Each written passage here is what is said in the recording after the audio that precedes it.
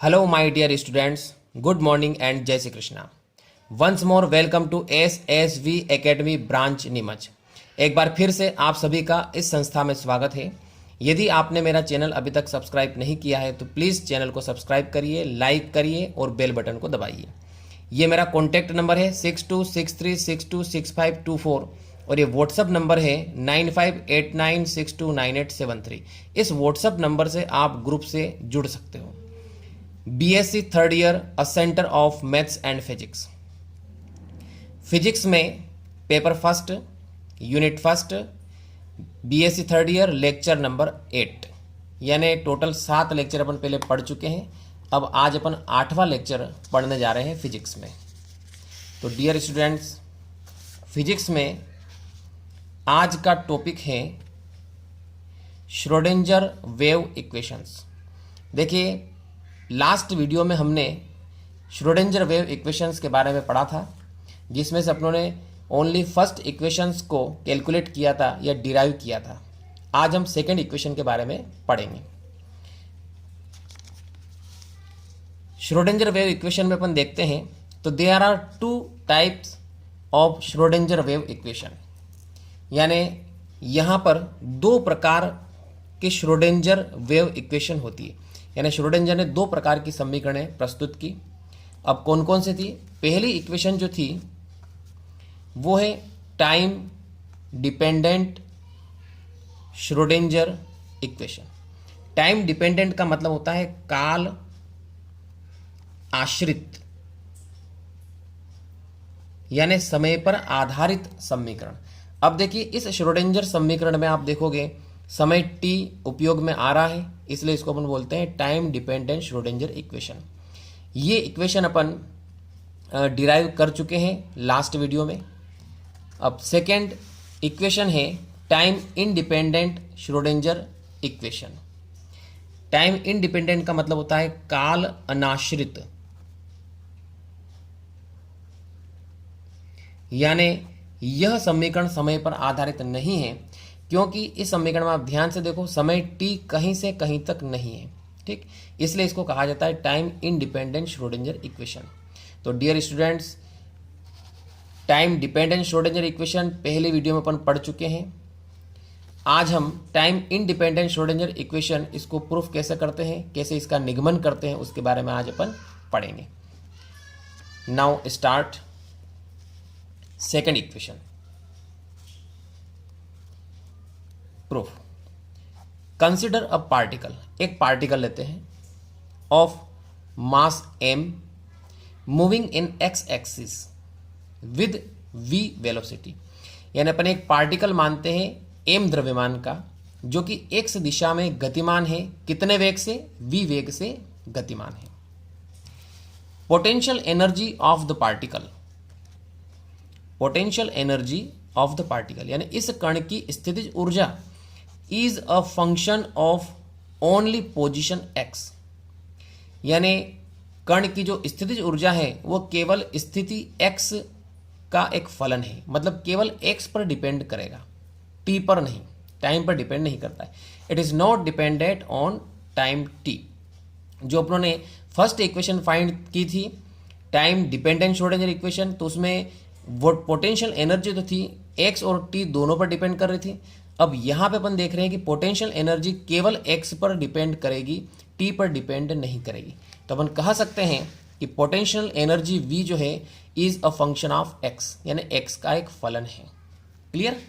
अब देखिए आगे बढ़ते हैं अपन। Yes,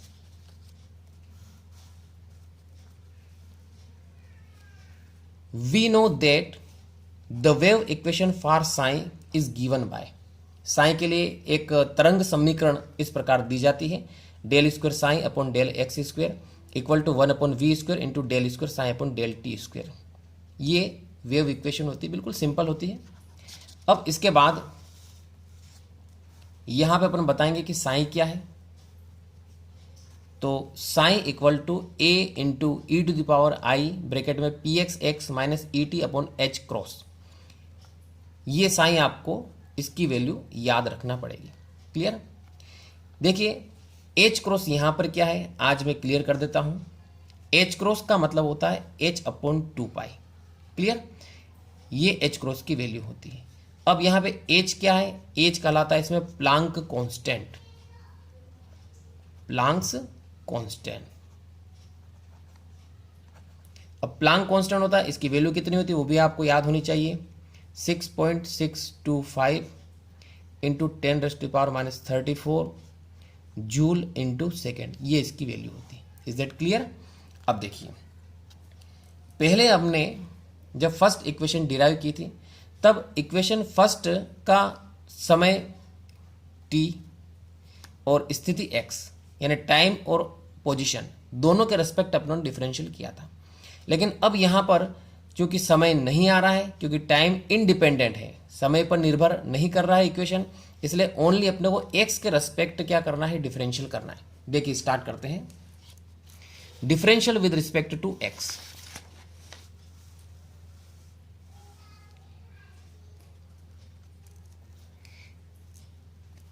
del psi upon del x equal to A E to the power का वो की वही हो जाएगा, देखो I P X into X minus E into T upon H cross into, तो ई टू द पावर का वो की वही डिफरेंशियल हो गया है। अब इसके बाद ये जो पावर में है इसका डिफरेंशियल फिर करना पड़ेगा। अब चूंकि अपन किसके रिस्पेक्ट कर रहे हैं, एक्स के रिस्पेक्ट कर रहे हैं, तो टी का डिफरेंशियल अपन करेंगे तो ये क्या हो जाएगा, 0 हो जाएगा, तो ओनली ये इधर से बचेगा।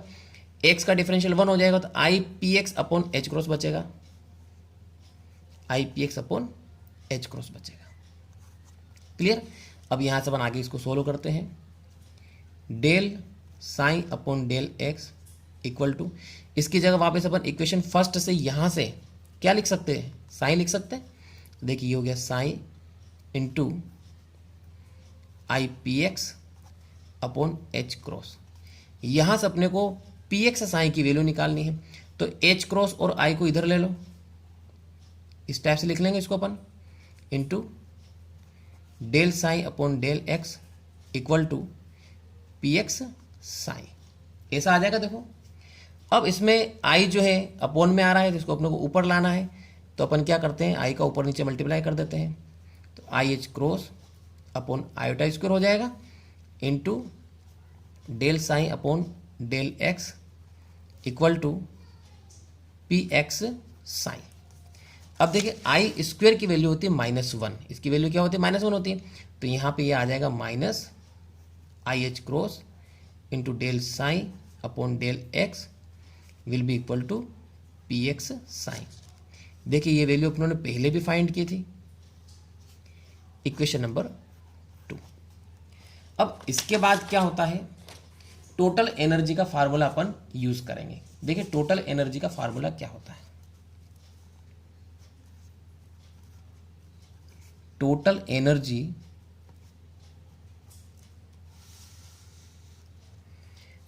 एनर्जी का फार्मूला होता है E equal to P x square upon 2m और प्लस v। ये काइनेटिक एनर्जी पहले भी मैंने आपको बताया था, ये कहाँ से निकाली, देखो पी स्क्वायर इक्वल टू क्या होता है, 2mk होता है, यहाँ से पी स्क्वायर अपॉन 2m निकालेंगे इक्वल टू क्या आ जाएगा, k।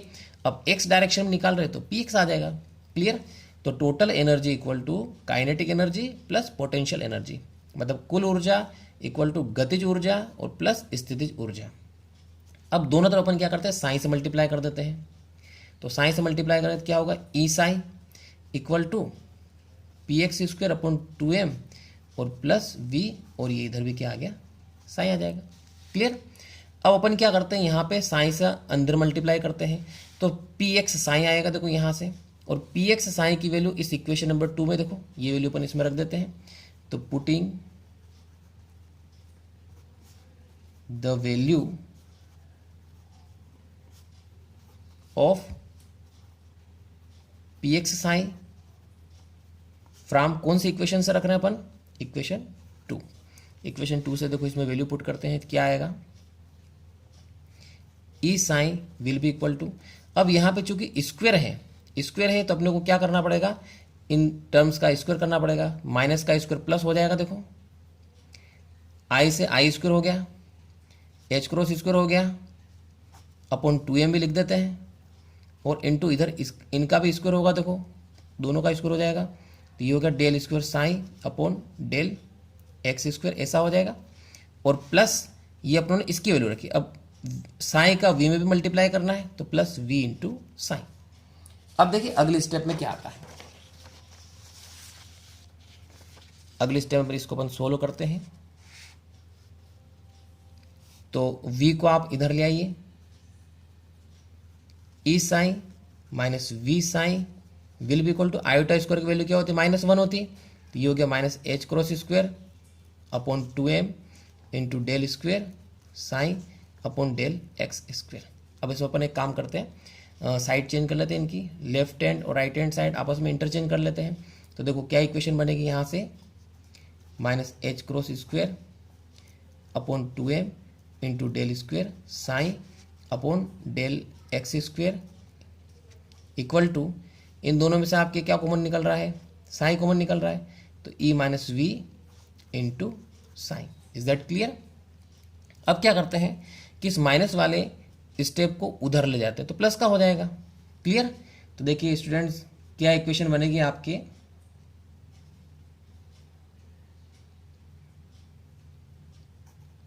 H cross square upon 2m into del square psi upon del x square, और ये प्लस हो जाएगा e minus we into psi equal to 0। अपनों ने इस टर्म को उधर ले जाना है, तो ये प्लस हो जाएगा, तो ये भी प्लस और ये भी प्लस, दोनों प्लस हो गया, दोनों इस टाइप से लिख दिया अपनों ने। अब ये यहाँ पे श्रोडिंगर की वेव इक्वेशन आ गई है, लेकिन ये इक्वेशन एक्स डायरेक्शन में है, क्योंकि यहाँ पर क्या आ रहा है, एक्स आ रहा है। अब अपन क्या करते हैं, इस इक्वेशन को 3D में कन्वर्ट करते हैं। तो चेंजिंग एबो equation in 3D form. 3D form में चेंज करने में क्या होता है, देखो जैसे एक्स डायरेक्शन के लिए आप क्या आ रहा है, del square psi upon del x square. Y direction में क्या आएगा, del square psi upon del Y square. Z में क्या आएगा, del square psi upon del Z square. कुल मिला के तीनों आ जाएंगे आपके, एक्स भी आ जाएगा, वाई भी आ जाएगा और जेड भी आ जाएगा। तो इसको अपन 3D फॉर्म में इस तरीके से लिखेंगे, H cross square upon 2m, और यहाँ पर लाप्लासियन ऑपरेटर का अपने को यूज करना है, del square psi plus E minus we into psi equal to 0। तो डियर स्टूडेंट्स, श्रोडिंगर की सेकेंड वेव इक्वेशन आ चुकी है। इस समीकरण को क्या कहा जाता है, टाइम इंडिपेंडेंट श्रोडिंगर इक्वेशन, यानी काल अनाश्रित श्रोडिंगर वेव इक्वेशन, क्योंकि देखो इसमें टाइम कहीं से कहीं तक नहीं आ रहा है। तो डियर स्टूडेंट्स, ये वीडियो कैसी लगी आपको, कमेंट जरूर करिए, एंड थैंक्स।